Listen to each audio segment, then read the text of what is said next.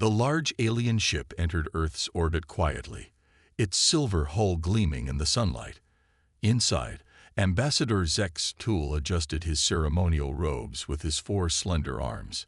His species, the Malovians, had been peaceful plant-eaters for thousands of years. As the head diplomat of the Galactic Council, he had met 27 new species. Humans would be the 28th. Ambassador, our scans of the humans are unusual, said Science Officer Pelna, her blue skin wrinkling with concern as she studied her screen. Their physical capabilities don't match our usual classifications. Zextool moved to her station. Explain. Their teeth show omnivorous patterns. They eat both plants and animals. Their muscles are denser than expected for their size. And their endurance, it's remarkable. They can keep moving for hours, even days. Security Chief Krav, a hulking reptilian from a predator species, growled. So they're hunters. Not unusual. But they also show advanced social bonding typical of civilian species, Pelna argued. Their cities, art, and care for their young match herbivore patterns. The computer can't decide if they're predators or civilians. Zextol's inner eyelids blinked in surprise. This was indeed unusual. On Earth, Dr. Alan Powell checked his tie for the 5th time.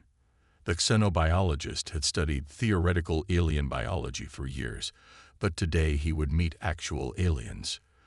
Beside him, Captain Lisa Monroe stood straight in her dress uniform, her short blonde hair perfectly neat. Stop fidgeting, Alan, Lisa said with a small smile. We're representing all of humanity here. I know, Alan replied, watching the view screen as the alien shuttle approached the landing pad. But this changes everything. We're not alone in the universe. The shuttle landed softly on the pad outside the United Nations building in New York. A ramp extended, and 3 very different creatures walked out. The leader was tall and thin with 4 arms, smooth green skin, and large eyes.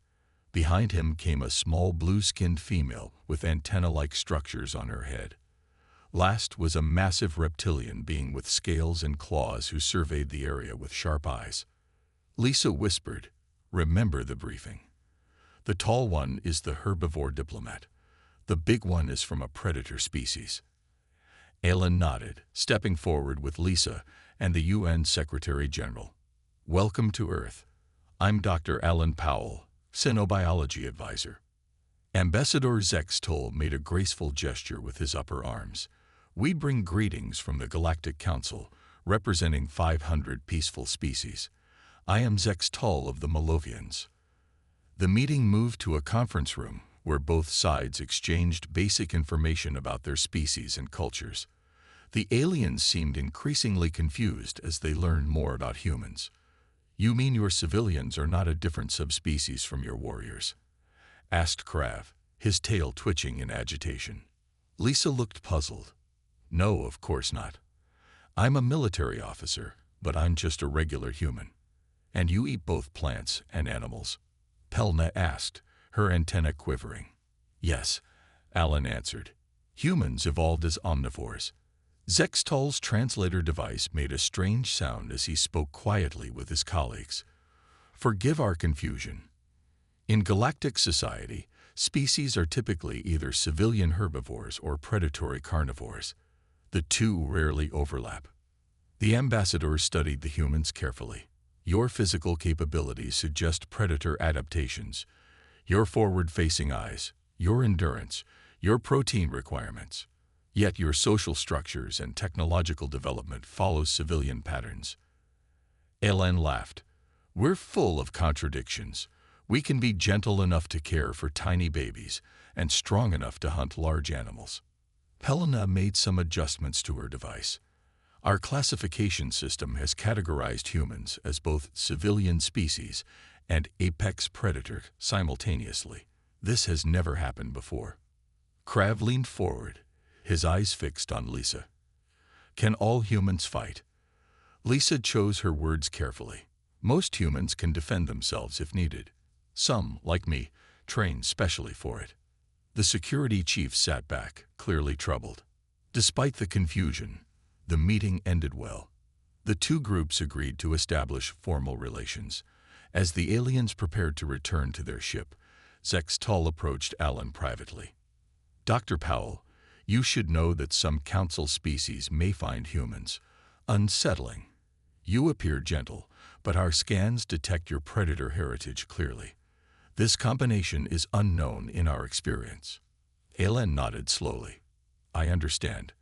We come in peace, but we also come as we are." The ambassador blinked his inner eyelids.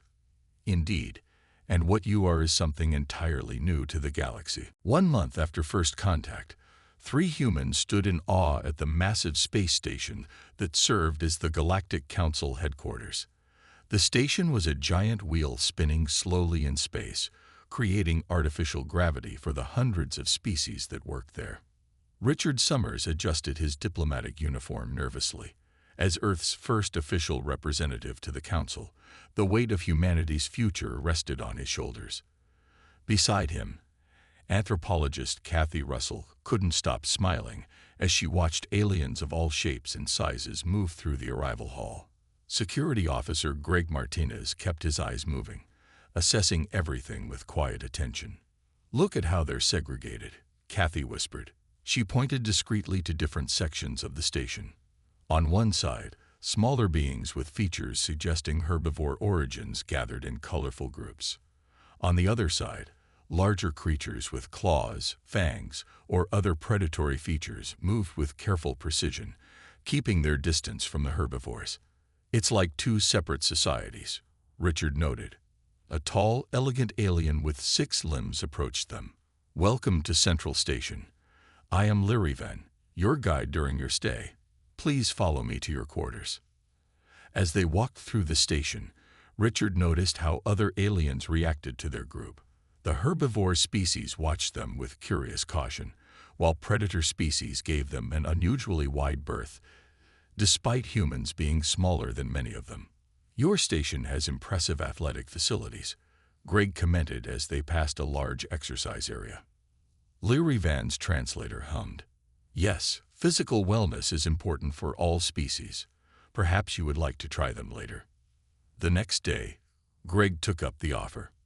In the exercise area, he began a simple workout routine: push-ups, running, and lifting weights. He didn't notice the growing crowd of alien observers until Kathy and Richard came to find him. "You've drawn an audience," Kathy said quietly. Greg looked up to see dozens of aliens watching him with various expressions of surprise or concern. A large, tiger-like alien approached. "You lift much weight for your size," the alien said through its translator. "My name is Raxel. I am from Venturi Prime." Greg smiled. "Just staying in shape. I'm Greg from Earth." Raxel suggested a friendly strength competition. Several predator species joined in, and Greg found himself in an impromptu athletic contest. Though not as naturally strong as some of the larger aliens, Greg's all-around abilities impressed the onlookers. He could run longer, climb better, and adapt to different challenges faster than the specialists from other worlds. Later that evening, at a diplomatic reception, Kathy found herself explaining human culture to a group of interested herbivore species. "So your children play games where they chase each other?" asked a deer-like alien with large eyes. "Yes, games like tag or hide and seek are very common," Kathy replied. "But these are predator behaviors. Pursuing targets, hunting," the alien said, antenna twitching nervously. "They're just games," Kathy explained. "We also evolved from persistence hunters. Our ancestors would chase animals until they collapsed from exhaustion." The group of herbivore aliens took a collective step back. One of them made a sound like a squeak. The mood in the conversation shifted instantly. Richard noticed the change from across the room and quickly joined them. "Is everything all right?" "I was just explaining some human history," Kathy said, confused by the reaction. Richard pulled her aside while making polite excuses to the aliens. "We need to be careful about mentioning hunting around the herbivore species. Remember, in their society, only designated predator species hunt. The idea of an intelligent species that hunts is disturbing to them." Kathy's eyes widened with understanding. But all humans have the capacity to hunt. It's part of our history. Exactly, Richard said quietly. And that's what worries them. To them, every human is both civilian and predator. They don't have a category for that. Across the room, Greg was having a similar experience with the predator species, who kept asking about human warfare and showing a mixture of respect and wariness that seemed out of proportion to humanity's actual capabilities. As the three humans regrouped at the end of the reception, they shared their observations. "We're breaking all their rules just by existing," Richard said. "They don't know where we fit in their society.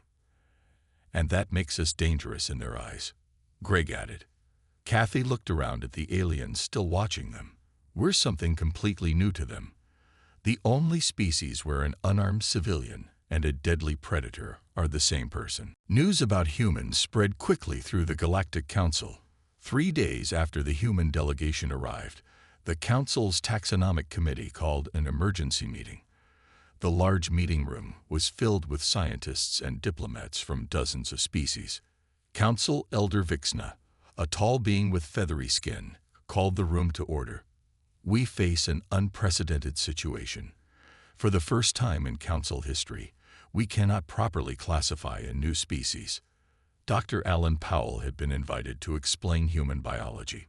He stood at the center of the room, feeling nervous as hundreds of alien eyes studied him. "Humans evolved as omnivores," Alan explained, showing images on the large screen. "Our ancestors were not the strongest or fastest animals on our planet. We survived by working together and thinking creatively." A scientist with 6 eyes and blue skin spoke up. "But your teeth show clear predator patterns, and your eyes face forward like hunters." "Yes," Alan nodded. "We did hunt, but we also gathered plants. We needed both to survive." He showed pictures of early humans hunting in groups. "We used persistence hunting. Our bodies can remove heat better than most animals, so we could chase prey until they overheated and collapsed from exhaustion." Several herbivore species shifted uncomfortably at this explanation. A large predator species representative growled through their translator. "Your hunting method shows patience and planning. Very effective." Alan continued explaining human evolution, from simple tools to complex societies. He showed how humans cared for their young, built communities, and developed art and science. "What makes humans unique is our adaptability," Alan concluded. "We can be gentle caregivers or fierce protectors depending on what's needed." The committee members talked among themselves after Alan's presentation. Then a fierce debate broke out. "They should be classified as predators," insisted a reptilian scientist. "They evolved as hunters and still eat meat." "But they show all the social patterns of civilian species," argued a deer-like alien with large eyes. "They build hospitals and schools. They create art. They care for their weak instead of abandoning them." A tall insectoid being clicked its mandibles. "Perhaps we need a new classification entirely." The debate continued for hours. Ellen watched with growing concern as the committee seemed unable to reach agreement. Finally, Elder Vixna raised all 4 hands for silence. "Dr. Powell, may I ask a direct question? Are all humans capable of violence if needed?" Ellen took a deep breath. "Yes. Most humans can defend themselves or others if threatened. It's part of who we are." "Even your scientists and artists and healers?" asked a small, fuzzy alien. "Yes," Alan said simply. "Though many might choose not to fight."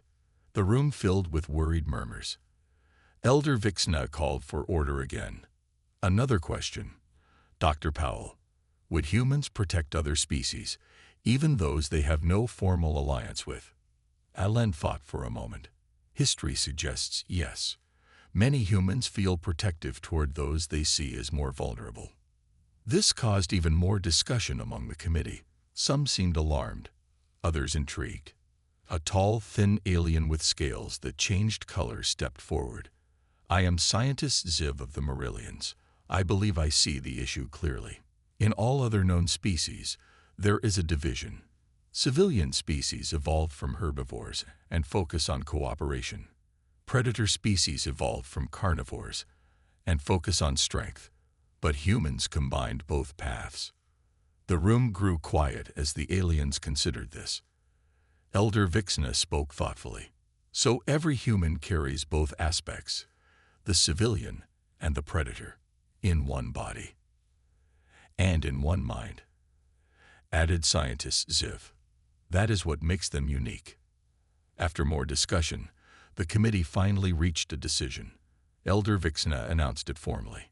The human species will receive a unique classification, omnivorous sapient with predatory heritage.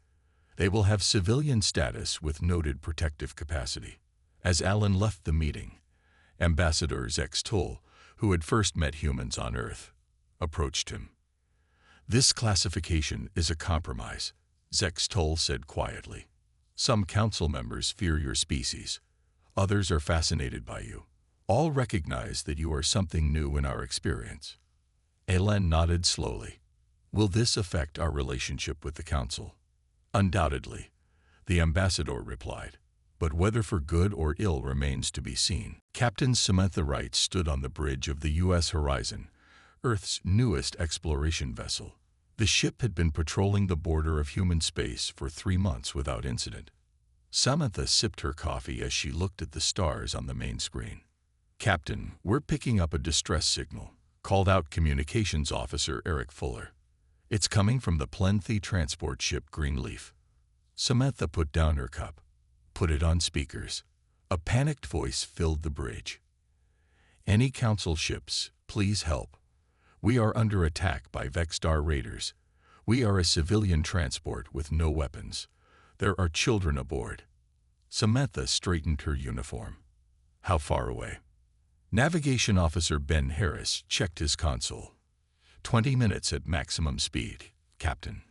Set course and go to battle stations, Samantha ordered. Send a message to the Greenleaf. Tell them help is coming. The U.S. Horizon raced through space to reach the distress call.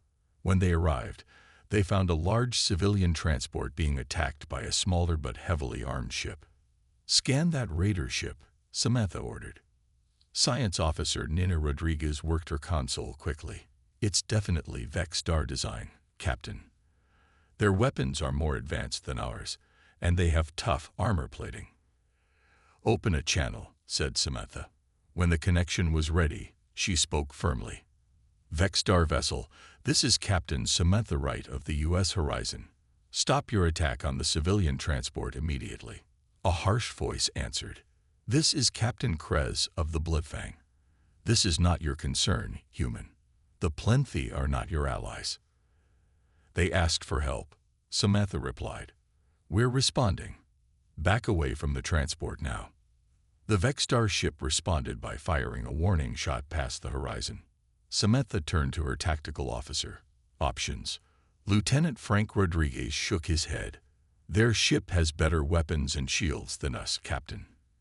In a straight fight, they have the advantage. Samantha thought for a moment. Then we won't fight straight. Ready a boarding team. I'll lead it myself. 20 minutes later, Samantha led 6 crew members across space in sealed suits. While the U.S. Horizon distracted the Bloodfang with evasive maneuvers, the boarding team attached to the raider ship's hull near an airlock. Security Officer Olivia Jones used a specialized tool to bypass the airlock security. The team slipped inside the enemy ship. Remember, Samantha whispered, we're not here to fight unless necessary. Our goal is to reach their engine room and shut down their weapon systems. The human team moved quietly through the ship.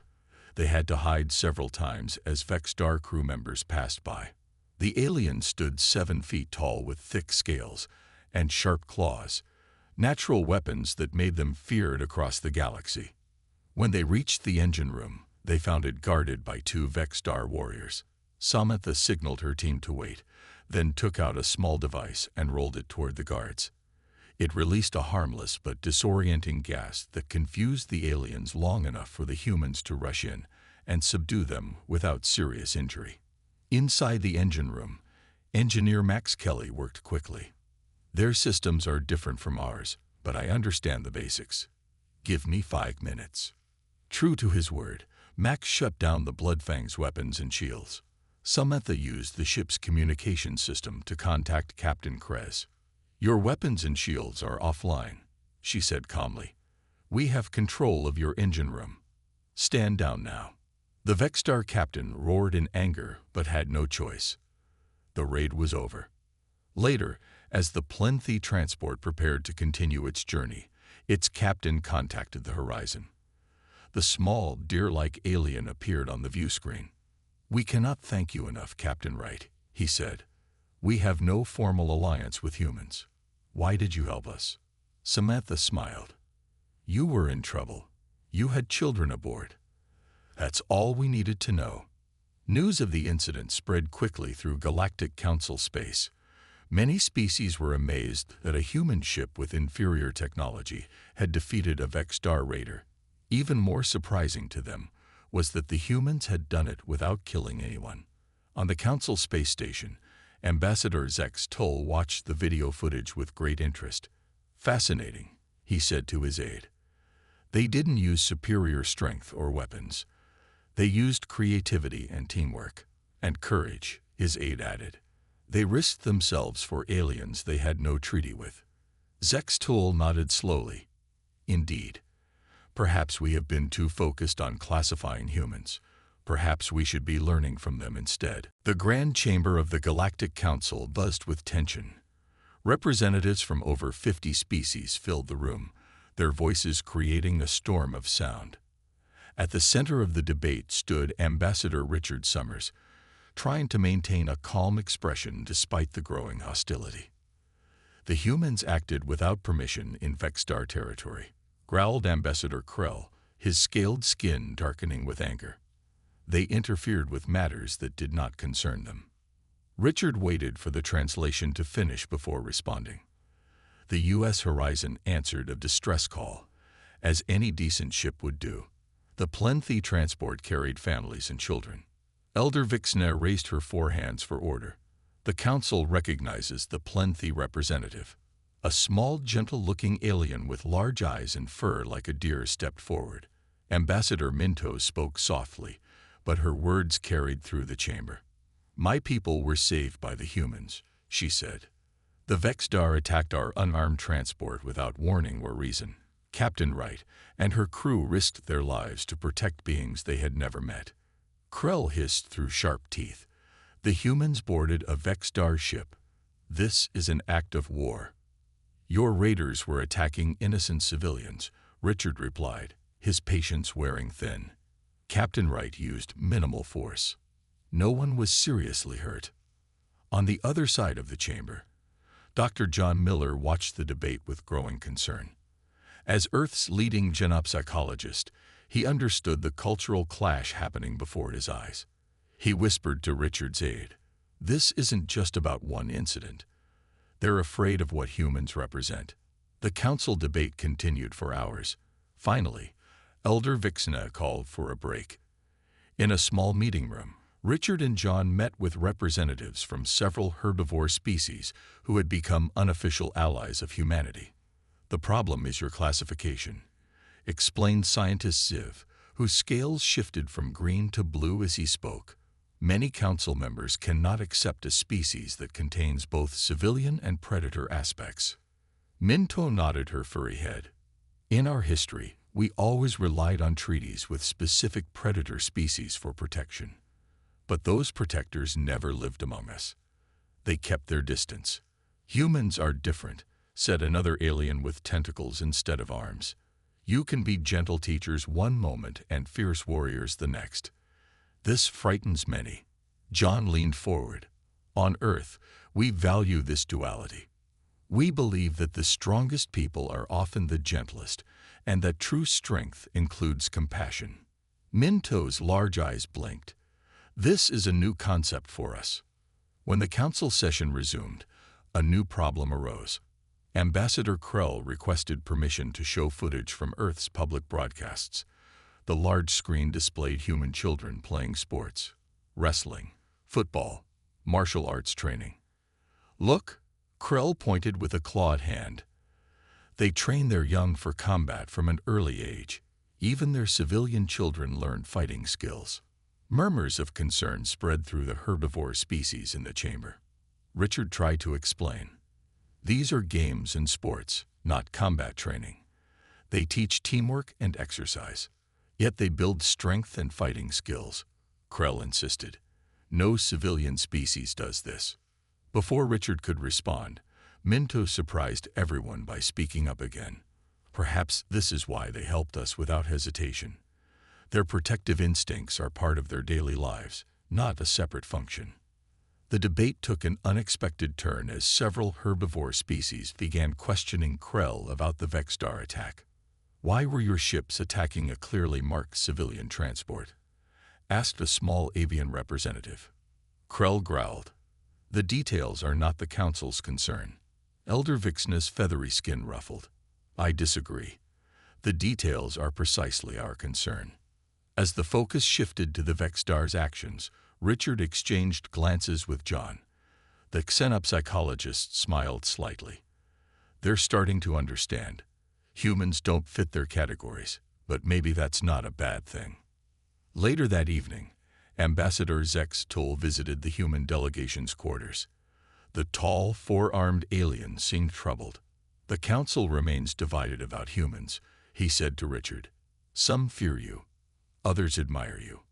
All find you confusing." Richard smiled. "That's fair. We often confuse ourselves." Zex Tull's inner eyelids blinked. "You should know that certain Council members are watching Earth very carefully. They are searching for evidence that your predator nature dominates your civilian one." "And what do you think?" Richard asked. "I think," said the ambassador slowly, "that the galaxy has never seen anything quite like humans before, and that makes you either very dangerous or very valuable. Perhaps both." Aboard the Vexstar ship Deathbringer, Captain Krez slammed his fist against the wall. The metal dented under his strength. Around the table sat 5 other Vexstar commanders, their scaled faces showing anger and disgust. "The humans make us look weak," Krez growled. "A smaller ship with inferior weapons defeated my raider. The Council now questions our activities." Commander Vrock, the oldest of the group, leaned forward. "It is worse than that. 3 herbivore species have requested human protection instead of continuing treaties with us. They prefer humans because they are less frightening but still effective." "Humans are disrupting the natural order," said another commander. "For thousands of years, we predator species have protected the herbivores in exchange for resources. Now humans offer protection without demanding payment." Krez's yellow eyes narrowed. "We must show the Council the true nature of humans. They pretend to be civilized, but they are predators like us. If pushed, they will reveal their savage side." "How?" asked Vrock. "We attacked their new colony on Plymouth World," Krez said with a cruel smile. "Not a direct assault. We will make it appear as if a third party did it. When humans respond with violence, the Council will see their true nature." 2 weeks later, on the human colony Plymouth, Dr. Michelle Gardner supervised the planting of earth crops in the experimental fields. The colony was only 6 months old, with just over 500 people building a new home on the fertile world. Michelle looked up as the colony's alarm suddenly blared. She ran toward the main settlement where people were gathering in confusion. Colony Security Chief Paul Davis was organizing his small team. "We've got multiple ships entering orbit. They're not responding to our hails." "Pirates?" Michelle asked, her heart racing. "Maybe," Paul said grimly. "I've got 12 trained security officers and basic weapons. The nearest Earth ship is 3 days away." Michelle made a quick decision. "Get everyone into the community center. We'll use it as shelter." As the colonists hurried to the large central building, the first explosions hit the outskirts of the settlement. Through gaps in the clouds, they could see 5 ships in the sky. Inside the community center, Paul addressed the frightened colonists. "We're under attack by unknown forces. Help is coming, but we need to defend ourselves until then." An older man stood up. I was a police officer before retiring. I can help with security. A young woman raised her hand. I went hunting all my life. I'm a good shot. One by one, colonists with various skills volunteered. Michelle watched in amazement as teachers, farmers, doctors, and scientists all stepped forward to help defend their home. Paul organized them quickly. We don't have enough proper weapons. We'll need to improvise. The colonists used farm tools, kitchen knives, and construction equipment as makeshift weapons. Engineers rigged traps using colony equipment. Chemists mixed household chemicals into smoke bombs. Hunters and security personnel shared the few real weapons. The first wave of attackers landed an hour later. They wore armor that hid their species, but moved with the strength and speed of Vexstar warriors. They expected to find terrified civilians hiding in buildings. Instead, they encountered a prepared defense. From her position near the main entrance, Michelle watched as her neighbors, ordinary people who had come to Plymouth to build farms and schools, fought with surprising effectiveness. A botanist used her knowledge of local plants to create irritating smoke. A construction worker used his equipment to set traps. Two teenage siblings who had trained in martial arts worked together to bring down an attacker twice their size. The colony's defense was not perfect. Buildings burned. People were injured. But the attackers failed to overrun the settlement as they had planned. On the third day, when Earth ships finally arrived, they found the colony damaged but still standing. The attackers had retreated after suffering unexpected losses. As medical teams treated the wounded, Michelle found Paul sitting exhausted near the community center. "How did we survive?" she asked. "We're not soldiers." Paul looked at the colonists around them. Farmers bandaging wounds, teachers comforting children, scientists repairing equipment.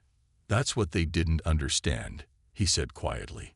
"Humans don't need to be soldiers to fight when our homes and families are threatened. Every one of us has that capacity inside." In orbit above the planet, a cloaked Vexstar ship watched the human reinforcements arrive. Commander Vrock sent a message to Captain Krez. Plan failed.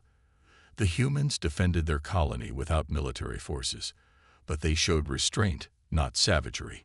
This result is unexpected. Captain Kevin Barnes stood at the front of the large Earth transport ship as it approached the Galactic Council station.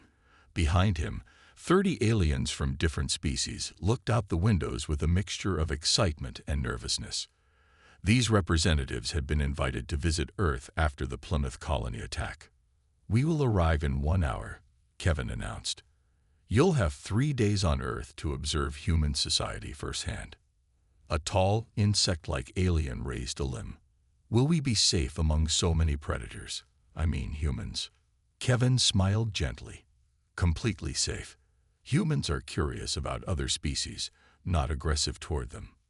Among the visitors was scientist Xen Lo, a blue-skinned, four-armed researcher who specialized in behavioral studies. Unlike many of his colleagues, he seemed more interested than afraid. "Captain Barnes," Xen Lo asked, "is it true that humans keep smaller animals as companions?" "Yes, we call them pets," Kevin replied. "Dogs, cats, birds, and many others live with humans as part of our families." The alien scientist made notes on his device. "Fascinating. Predators who form emotional bonds with potential prey species." When the group arrived on Earth, they were taken to New Washington, where a special program had been arranged. The first day included visits to schools, hospitals, and parks. The alien visitors watched human children play, doctors treat patients, and families enjoy picnics. Xen Lo observed everything with keen interest. At a playground, he watched as a small child fell and scraped her knee. A nearby adult, not the child's parent, immediately went to help. "You assist young that are not your own?" Xen Lo asked a human guide. "Of course," she answered. "Any child in trouble deserves help." The second day focused on human physical abilities. The visitors watched demonstrations of various sports and martial arts. Some herbivore species grew nervous seeing human strength and speed up close. These fighting skills, asked a deer-like plenty representative. All humans learn them. Not all, explained Kevin. Some people train more than others. But most humans can learn basic self-defense. That evening, Xenlo requested to see ordinary human homes. He was taken to a suburban neighborhood where families had volunteered to host visitors. At the home of the Nelson family, Xenlo noticed something interesting. When a loud noise startled everyone, Jake Nelson, a middle-aged teacher, had instantly moved between the sound and his children. The movement was so quick it seemed instinctive. "You moved to protect," Xenlo observed. Jake looked embarrassed. "Yes, sorry. Parental instinct." "But you would have faced danger yourself," the alien noted. "To protect my kids." "Without question," Jake answered as if it were obvious. Xenlo made more notes in his device. On the final day, the alien representatives gathered at a conference center to discuss their observations. Many remained confused or concerned about humans. "They show predator reflexes, but herbivore social patterns," said one visitor. "Their young practice combat, yet they also learn art and science," noted another. Xenlo stood to address the group. "I believe I understand what makes humans unique. It's not just that they combine predator and civilian traits. Many species have mixed aspects. What's different is their protective behavior." He displayed data on his device. Predator species in our society protect others for gain, territory, resources, or alliance benefits, but humans protect even without benefit to themselves. Xenlo showed video clips, a human running into a burning building to save a stranger, people donating food and supplies to disaster victims they'd never meet, a small human standing up to a bully threatening another child. Their predatory capacity isn't primarily for hunting, Xenlo continued. It's for protection. They evolved as protectors of their social group. Over time, this expanded beyond their immediate family to their community, then to their whole species, and now potentially to other species. A reptilian representative hissed. "Are you suggesting we trust humans as protectors?" "I'm suggesting we recognize what they are," Xenlo replied. "The only species where the same individual can be both gentle caregiver and fierce defender. They are not simply predators who learn to be civil. They are a truly new type of species, one that evolved specifically to be protective." As the meeting ended, Xenlo approached Captain Barnes. "I'd like to propose a new classification for humans to the Council. With your permission, I'd like to interview more of your people." Kevin nodded. "We have nothing to hide. What would you call this new classification?" Xenlo's 4 eyes blinked thoughtfully. "Perhaps guardian predators, the only species whose predatory instincts serve primarily to protect rather than to hunt." The Grand Chamber of the Galactic Council was filled to capacity. Representatives from over 500 species gathered for what many called a historic session. At the center of the chamber stood a circular platform where scientist Xenlo was presenting his findings. "After extensive study of human behavior and biology, I propose a new classification," he said, his 4 arms moving in emphasis. "Humans should be recognized as guardian predators, a unique evolutionary path where predatory capabilities evolved primarily for protection rather than hunting." Ambassador Richard Summers watched from the human section, feeling both proud and nervous. Beside him sat Captain Lisa Monroe, who had been at the very first contact meeting on Earth. The two exchanged glances as the council members reacted to Xenlo's presentation. Elder Vixna, who led the council, raised her feathered hands for quiet. "This is an unusual request. No new classification has been added to our taxonomic system in over 300 years. Ambassador Krell of the Vexstar immediately objected. "This is merely an attempt to hide the human's true nature. They are predators who should be restricted like other predator species." Ambassador Minto of the Plenty stood in response. "My people disagree. When the Plymouth colony was attacked, the humans didn't seek revenge.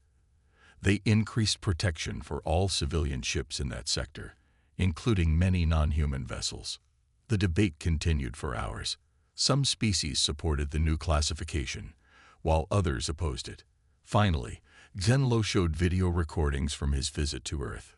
"Look at this behavior," he said, showing a scene of a human running into danger to save a stranger's child. "No other predator species acts this way without clear benefit to themselves. And this isn't rare behavior, it's common among humans." He showed more examples. Humans protecting the weak, sharing resources, risking themselves for others, even for animals and aliens. What makes humans unique is not their ability to fight, Zenlo concluded. Many species can fight. What makes humans unique is their choice of when to fight. They use their predatory capabilities primarily for defense, not aggression. After much discussion, the council called for a vote. The result was close, but the new classification was approved. Humans would officially be recognized as guardian predators in all council records. As the session ended, several herbivore species approached Richard with an unexpected proposal. "We wish to form a formal alliance with Earth," said the representative from a small planet called Nelvar. "Our people have limited defensive capabilities but much to offer in science and art." Similar offers came from 6 other species. By the end of the day, Earth had gone from being viewed with suspicion to being sought after as a protector. In a quiet meeting room away from the main chamber, Captain Lisa Monroe sat with Ambassador Zex Toll, who had been present at first contact nearly a year earlier. "When we first met," Zex Toll said, "I told you that some council species would find humans unsettling. I was right, but not in the way I expected." "How so?" Lisa asked. "I thought they would fear your predatory nature," the 4-armed ambassador explained. "Instead, many now see it as reassuring, when combined with your protective instincts." Lisa smiled. "On Earth, we have a saying. The most dangerous person in the room is the quiet one who would do anything to protect their loved ones." "Exactly," Zex Toll nodded. "And now you're extending that protection to the galaxy. This is why I've come to propose something new." The ambassador outlined a plan for a joint human-alien program. Earth would become a training center where species could learn from each other. Predator species would teach efficient defense techniques.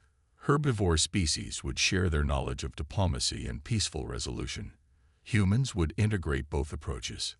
"We call it the Guardian Initiative," Zex Toll concluded. "Will Earth participate?" Lisa didn't hesitate. "Yes, it's exactly what we hoped for when we joined the galactic community." 1 month later, the first mixed group of aliens arrived at the new training facility in Colorado. Humans from military, scientific, and diplomatic backgrounds welcomed them. Among the trainers was Dr. Alan Powell, who had explained human biology at the first council meeting. As he watched humans and aliens working together, Alan thought about how far they had come. What had started as a classification problem had led to something remarkable, a new understanding between species. A young Plenthi trainee approached him. "Is it true that any human can become a guardian?" Alan smiled.